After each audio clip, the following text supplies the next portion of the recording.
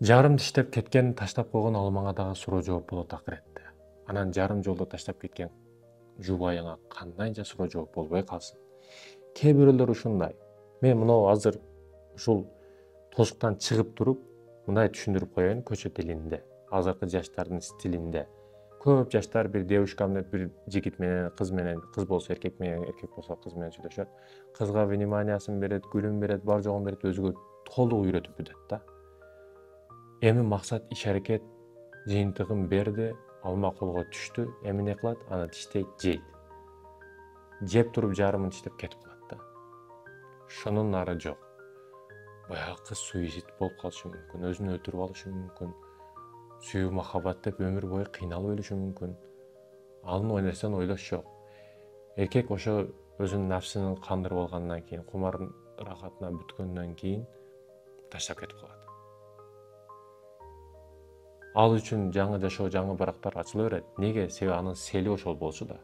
Ой караш, көз карашы аны эптеп пайдалануу болчу да. Келген учурда. Ал эми кызчы караса ишенсе болот бул балага. Өзүнүн апасына апа деп алган, кайнапам дебейт, апам деп алган, апабыз не кылып атат деп чалат.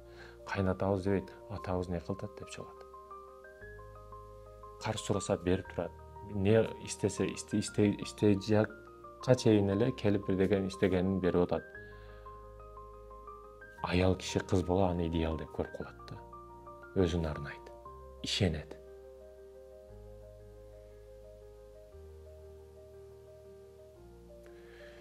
Ишенчин талкалап, сындырып, жарым жолдо таштап кетет эркек киши. Кантип эле сен ойлойсуң ошол менен кеттим болду, бардыгы жакшы болуп кетет деп ойлойсуңбу? Сонун болуп кетет деп ойлойсуңбу? Сен дагы үйлөнөсүң эй. Сага Кудай Таала ушундай ширин перзентти берип коет, аны жан дүйнөң менен чындап сүйүп каласың да. Аны таштан дагы, көчөдөгү эшектен дагы, иттен дагы бардыгынан кызганып каласың. Ушунчалык мейрим махабатты Кудай Таала сага кызыңа карата берип коет. Неге? Сен кече эле бирөөнүн сүйгөн кызын ушундай пайдаланып кеткенсиң. Эми ошол сүйүүнү сага берип, сенин жашооңду бумеранг кылып коет. Сынган учуруңда, кызың көчөдөн ыйлап кирип мындай болду деген учурда, эл караган жүзүң жер карап шерменде болгон учуруңда, эртең күйөөсүнөн кайтып ажырашып келген учуруңда, ошол учурда аркаңды карап, историяңды карап,